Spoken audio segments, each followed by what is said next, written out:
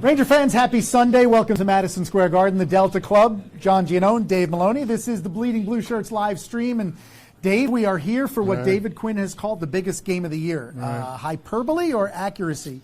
Well, I think it continues to validate it's a chance to continue to validate what you've been able to accomplish.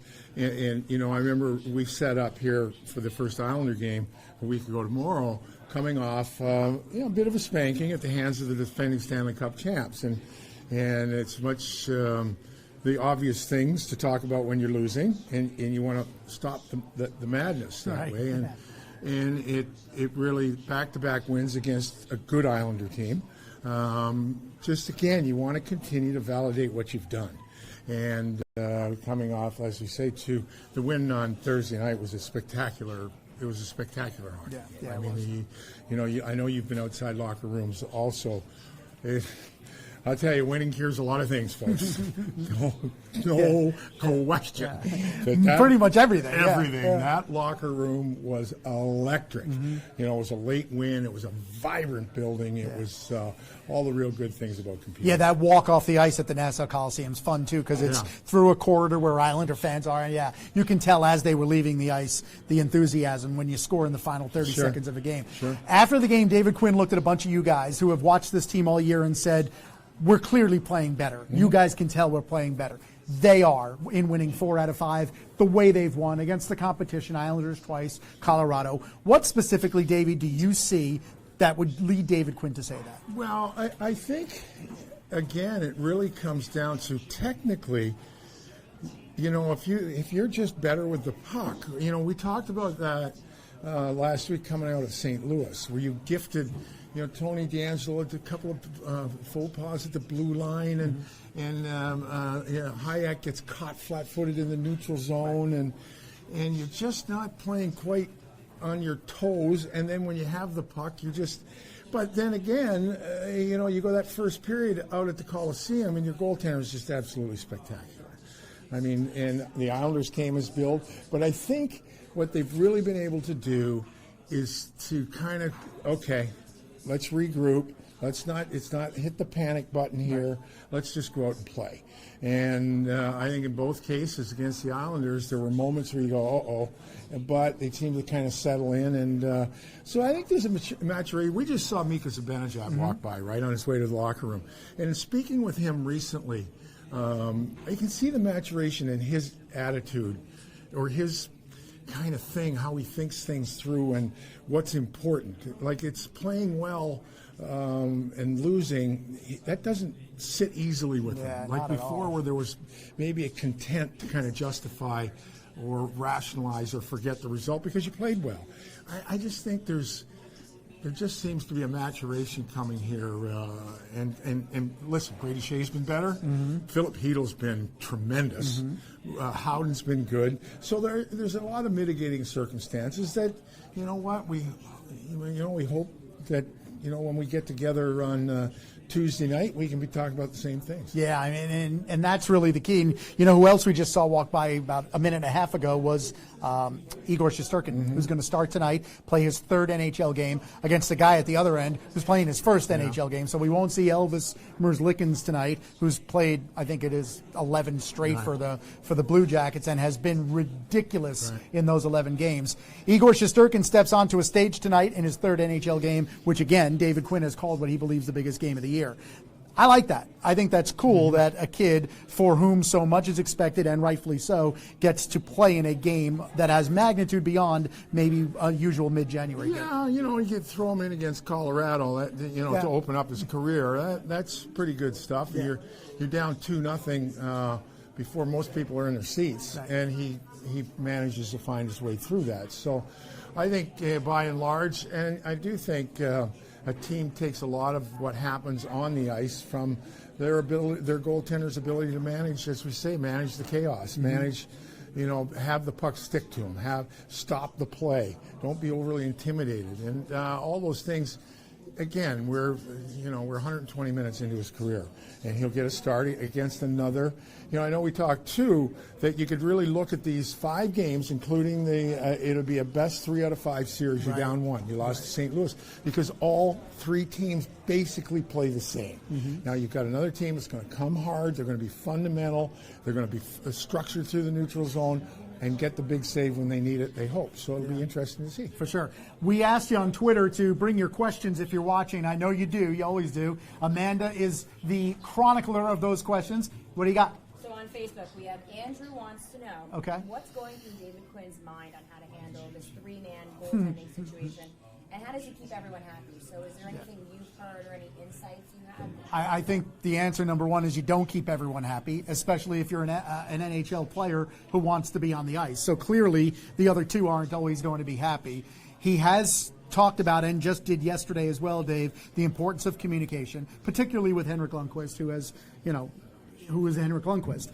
But look, it is what it is. Right. And I think David Quinn's entire philosophy is he's going with the athlete who he believes is going to give him the best chance to win. And that's exactly what he has to do. And clearly, with recent play, you can say the results probably dictate, right? So Shesterkin will get the start. He's 2-0 in his career.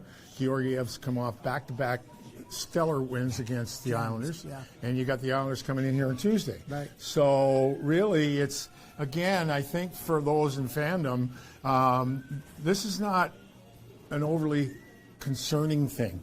However, David, because you're dealing from strength here. We can, and I think we talked about it last time we got together, there is some sort of empathetic feeling you would have for Hendrick, right? This franchise was on his shoulders, has been on his shoulders for at least 13 of his 15 years that he was here. But time marches on, and that's the reality. The reality, and also the reality is when you get a cornerstone player that has played in one place his whole career, it becomes an elephant in the room. That sure does. That's the Giants. Yeah. And that comparison was made with Eli Manning all year. And you look at, especially if they've been in the one franchise. Now, if you start moving around, you realize you're not bulletproof anymore. But it becomes a real elephant in the room. And we've also talked, to play tonight, to play Tuesday, they're off for 10 days. Right. So, there's a bit of breathing room there. But it is a situation that the coaching staff has to manage, and it's a lot easier to manage when you're winning. And absolutely. And managing it as well is a huge reason why Igor Shesterkin is here, because they felt like he's done everything that he needed to do to deserve to be here. And if he's going to be here, he's not just here to practice and be alongside Benoit Allaire. He's here to play, and he played his first 2 and 1. So that gets right back to what you were saying. Well, and that's the bottom line, right? I mean, the boogeyman in that story is his ability to go back to the KHL. Right. So, and there's a certain management there to continue to instill the faith that you are our guy moving forward. You are, and really when you look at it, right, so JD, Jeff Gorton, Chris Drury, they're going to have decisions to make. The trade deadline's right around the corner. But honestly, I wouldn't, unless somebody came in and blew the doors off with an offer. If you can get a guy, a winger who can play now for Georgiev, you might think about it. For sure. But unless the doors are blowing off, you know what? If you have to manage the 3 goaltending situation and it's working, then manage it. Yeah, and that's something that's going to happen right up till the trade deadline. Then it becomes phase 2 of handling the goaltender situation, depending on who's here. All right, let's talk a little bit about this opponent tonight, because in early mid-December, they were 11 back of a playoff spot. They have been ravaged by injury. They lost their goalie to free agency last year, lost their starting goalie to injury this year. And yet right now, as we sit tonight, they are the first wild card in the Eastern Conference by virtue of going 8-2 in their last 10 and 2 regulation losses in 20. How in the world has this team done that? Well, you can start right with the goaltending. I mean, nothing on a run like that occurs without goaltending. And Mercelarkin says Elvis is affectionately known, and that is his first name, right? Yep. But he's become a cult hero because I don't know that anyone, if you watched the Devil game last night, The Devils had no business being down 4-0. Right. None whatsoever. But he stopped it. Devils goaltender didn't, and they're down 4-0. So it starts there. And I don't know in general fandom what the memories are of John Tortorella, but that guy is a hell of a coach. Yeah. You can say what you like, how he manages his personnel, how there's a thought that he has difficulty managing talent. But I want to tell you, it all starts at the top. And boy, oh boy, you've got to give him credit. His really teams don't throw in the towel. They don't throw in the towel. Right. And they block. What are they, number 2 in the league in block shots? Of course. Of course. Yeah, right. 2 of the top 10, right? Savard and Jones. Jones. Yeah. So you are expected to do the little things that give you a chance to win. And Cameron Atkinson back in the lineup. He missed 12 with I think it was high ankle sprain. And he's got 5 points in the 2 games he's back, so they're getting a little offense there. So we'll see. You better be prepared to compete. They might be, of the 3 teams, they're the most junkyard doggish. They're going to hound, they're going to be in your face, and so it'll be interesting. Amanda's got another. What is it? So Justin on Twitter. Wants to I hope that's not my son. Will Panarin win the Hart Trophy? That is not my son. He would not ask such a question. He would say, "Dad, could I get $100?" Yeah, right. I'll let you know when that Thank you. That's right, coming soon. Right. Look, he's in the mix. I think you'd have to see where the Rangers end up. He's not going to have a better statistical year than Connor McDavid, although no player in the entire NHL has more even-strength points than Artemi Panarin at 45.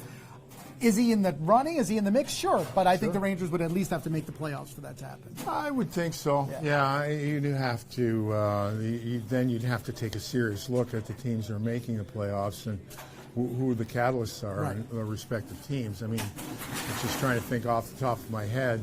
Obviously McDavid. There would be people. Maybe his teammate siphons a couple votes from him. Or Austin Matthews. You might have to make a case for him. Carlson in Washington. For sure. How about Ovechkin, too? He's lighting it up. I mean, but that's pretty potent company to be in with. So there's no question. I think it all, again, predicates on how this story evolves. There's a lot of hockey left. This is game, 48, I think? So there's, 34 left after this one? So there's a lot of hockey left, but he's been absolutely phenomenal. Davey, the fans obviously do. The coach has, when he refers to the bigness of tonight's game, referred to the standings. The Rangers are 8 back, if only because everybody else around them is still winning. They were 7 back when this run of 4 wins in 5 began, and now they're 8 back because Florida keeps winning. We talked about Columbus keeps winning. Is it hard for a player to ignore that? Is it hard for a player to stay positive through that, or do players not really care? It's not that they don't. I would think if you have 23 guys in the roster, if you have 20%, would be 4 or 5 guys, were kind of sensitive to that. I would think that would be high. Okay. Most are just coming to play, prepare to play that given night. I'll bet of those 23 guys in there, if you asked 70% of them, probably not going to know who they play next week. Well, then they're like me. Yeah. Or they wouldn't know that they're 8 points back? They would just be know aware. that They would know sort that of in they're the mix. No, I think they believe they're in the mix, but I don't think it's a. I think it's a game to game, shift to shift, period to period, game to game life, where. But you'll get, and we always bring them up. And thankfully, he took the great penalty at the end of the game in the Coliseum, Derek Brassard. But he was a very aware. Like if you talk to Crosby, he's unbelievably aware of what's going on in the league. Unbelievably aware of different things. And there are other guys that just it's not in their wheelhouse. So I think you're certainly aware of that, and that's been the mantra. I think that's been a mantra in the room. Longer than they publicly acknowledged at the playoffs, because I think most people thought it was a stretch. Right. And it's validation, right? I mean, more than anything else, it's validation for everything you're doing. Yeah, absolutely. So that's how I'd look at that. Yeah. Amanda? Christine on Facebook wants to know if we have any word on Lemieux. Are we going to see him anywhere? So as of yesterday, Lemieux was a full ready to go, but David Quinn was less than fully committal. He'll speak real time in about 20 minutes, and we'll find out if Brendan will play. Brendan wants to play. Brendan has petitioned for a week to get back in the lineup. I suspect against the team, as you just called them, junkyard dogs, this might be a good time to put him back in. Yeah, well, he'll come in on the fourth line if he comes in. Because he wants to keep the kid line together. Yeah, he wants to keep the Heedle line together and obviously the top six. So he'll come in. I really like McKegg. McKegg's been a really good role player. Like, he can back up in the penalty kill. You can move him around the lineup when out of a special teams rotation. He's been pretty good. So it's just a matter then if it's Haley or Smith. Haley does keep, it honest, and so it's a decision that that we will either be aware of at 5:30 or aware of at 7 o'clock. Yeah, exactly. When Right. 20 walk out on the ice. Right. Lemieux before, and he's I think missed 12 with his injury, but before he left, and actually still as of tonight, he's in the top 10 in the league in drawing penalties. Right. 22 of them, I think, is the number, and that's an important element for a guy who, as a fourth liner, probably will only get 10 minutes of ice time. Well, that's the thing. I mean, he probably isn't a fourth liner, but the way things are going and where it's set up, who do you move out? Yeah. And I even think Kako's been much better, much better.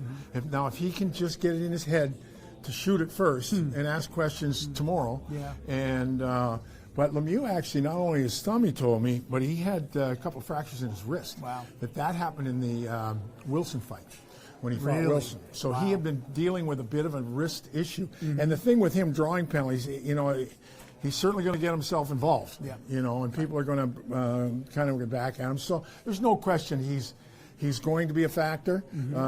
It's just unfortunate the injury came when it did, and the team's playing the way they're playing. Yeah, for sure. It's in. So Amanda? you guys talked about Kako. Steve on Facebook wants to know, are we going to see a Kako breakout before the All-Star? I mean, that gives them 2 games, which again, on that line, we're probably talking about 12 minutes of ice time per game. Hard to have a breakout when you only play tonight and Tuesday night, but I think I know the point. 1 goal in 25 games for a kid who is notoriously sensitive about the way he plays and believes validation in the way he plays comes from whether he puts the puck in the net. Yeah, and why shouldn't he? That's been his whole life. Yeah. Well, you know what? Now you're in the best league in the world. You're playing against men, and you're 18. Right. And it's difficult for him, as we who have been parents know how much smarter we get when how much smarter your parents get when you get older. Your parents don't know anything when you're 16, 17, and stuff like that. So, but I think with him, I really do think, I think there's an esprit de corps with the 3 of them, because I think, you have a couple of 28, 21-year-olds and the 18-year-old.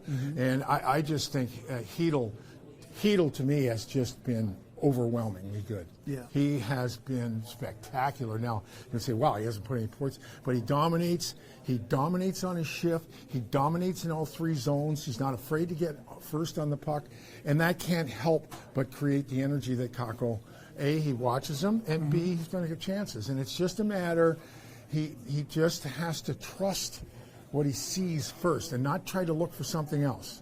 If there's a pass there, make it. If you think there's a shot there, shoot it. But now he's not quite sure he gets the puck. He'll be fine. Yeah. He's going to be absolutely fine. I agree. Do you believe that the kid line has been noticeably better outside of the offensive zone, neutral zone, defensive zone? Yeah. Yeah. Well, I do. I think you can make the case. I have to run it by the real hockey experts like JD or Jeff or David. To me, he's like Jesper Fast. He can be like Fast. Now it's hard to compare because Fast is so good at the role he does, but he skates well enough. He's going to get stronger. He's smart enough, and they always be the question of what his offense is going to be upside. There's going to be some offense there. So I think of that group, like Heedle to me is driving the process, and Howden is the most responsible defensively. Now he's going to make that 21-year-old, I think I can force the puck here, and it's like, instead of just making the easy just play. to make it here. Like it should go here. Don't force it there. But if he's making 5 of them a game, he's not. So I just think there's a real good momentum of that line, and each player has participated in their way. The coup de grace will be if Kako can start chipping away in the offense. The fans are enthused about what's gone on, especially recently. Conversely, or not conversely, but coincidentally, or maybe cause and effect, the Rangers have won 5 straight here at the Garden and have scored at least 5 in all 5 games, 6 in 2 of them. Do you think there's a cause and effect there? I mean, you're down between the benches. Is there like a little bit more of a jump? You can tell, Well, there's more jump in the building. Yeah. And really, there's more jump in the building, and the crowd that's been here stays with the team longer. Like they're more willing to put up with maybe things that happen. That's my perception. The crowd seems to be, on most nights, they seem to be here earlier. There seems to be just this willingness to kind of enjoy the ride of this growth, and I think I do think I think there's a little more of an awareness now. We're at home, and because every team that comes in here. Lots of times we've stand down by the Zamboni. Right. When they come out, they're all fired up to play here. Yeah. They're all fired up to come in and play at the Garden. And so there's always that thing in the back of your mind. How does that play into it? But, no, I do think the combination of the story and the crowd's willingness to kind of live a little longer with the story has made a good atmosphere in here. Matisse Kivlenieks. That's the name of the goalie tonight for the Columbus Blue Jackets. He's from the same town in Latvia as Elvis Merzlikins, and I'll never get those 2 names right again at the same time.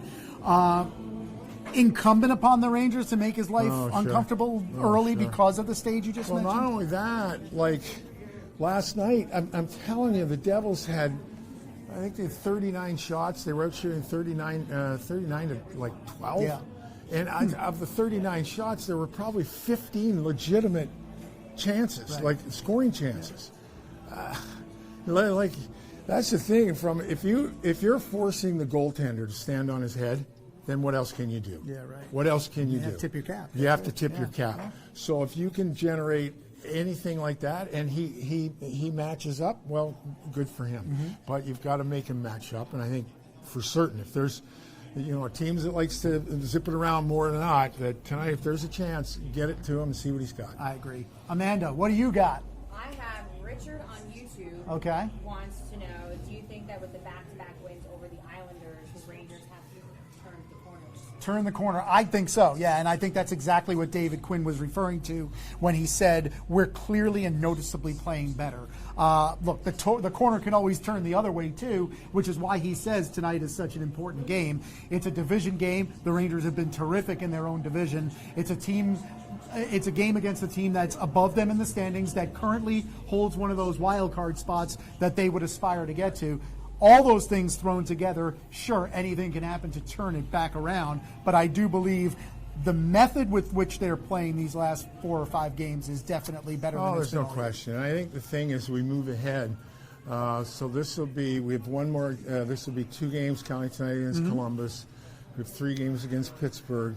You have 1 more against the Islanders. You got 1 more against Carolina. You have 3 against Washington, Philly, right? 3 against Philly. Yeah. So the point is, while everyone's winning away from you, you can't do anything about that. Yeah. Now you're going to have an opportunity on a head-to-head thing in your own division down the stretch here. So I just think that, but at the end of the day, if it comes down to how you execute and do you get the save when you need it. All the things that add up, when you win in hindsight, you say, well, that's how it works. Yeah. Well, that is how it works. And you know what? Again, if you need inspiration for whether you can make that kind of a comeback, look at the team that's taken the ice tonight against the Rangers. They were 11 back of a playoff spot. They lost 2 out of 20 in regulation time, and now they're in the playoffs as of today. So that's how quickly it can turn around as long as you take care of your own business rather than. And that's going to be the key. You know, just to continue to minimize those self-inflicted situations. And in a really good example, the Islanders battle, and the guy takes a bad penalty. There's no need for that penalty in that situation. None whatsoever. It's in the corner. The guy has to come this way anyway, and he's bent over. He's got his back to you. You can't do that. And those are the things that at the end of the day, you're that close to 1 point, and you end up with none because it's a bad penalty. And then their hangover, the Islanders' hangover from that loss. You gave up 5 yesterday afternoon. Yikes. Up 3 to That's lose the good them. news is you're going to play Washington 3 more times. Yeah. The bad news is you You're got gonna play Washington 3 more times. Yeah. Anyway. It certainly it's all good. sets up for a great night, Yeah, right? right, It's going to be real absolutely. fun. 6:30 for the pregame on MSG. Dave will be on the bench with? Brett Howden. Brett Howden, excellent. Yep. I'll be hosting with Steve Valaket. Sam and Joe have the call beginning at 7. Dave will be between the benches. We'll see you again right here on Bleeding Blue Shirts live stream on Tuesday. Rangers Islanders round 3, and then we take 10 days off. Thanks, guys. We'll see you then.